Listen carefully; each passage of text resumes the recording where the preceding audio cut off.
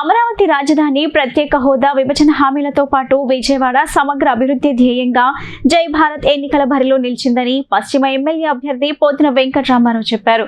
జై భారత్ తోనే ఆంధ్రకు న్యాయం జరుగుతుందని, తనని పశ్చిమ ఎమ్మెల్యేగా గెలిపిస్తే ఏటా 100 కోట్లతో నియోజకవర్గం అభివృద్ధి చేస్తానన్నారు.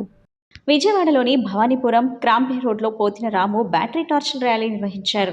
స్వాతి సెంటర్ నుంచి సితారా సెంటర్ వరకు భారీ ర్యాలీ చేశారు. ఈ సందర్భంగా పోతిన రాము ప్రజలతో మాట్లాడుతూ స్థానికులు సమర్థనకే పట్టం కట్టాలని, ఎక్కడి నుంచి వచ్చిన వారికి వన్ టౌన్ సందులు గొంతుల సమస్యలు ఏం తెలుసునని ప్రశ్నించారు. వర్తక, వాణిజ్య, వ్యాపార వర్గాలకు జై భారత్ నేషనల్ పార్టీ అండగా నిలుస్తుందని హామీ ఇచ్చారు.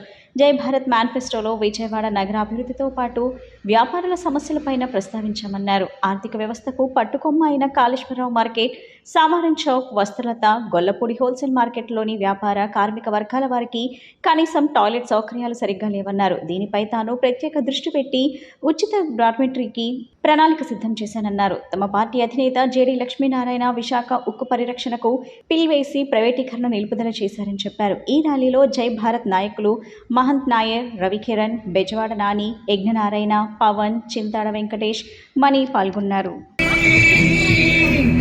నిలిస్తున్నది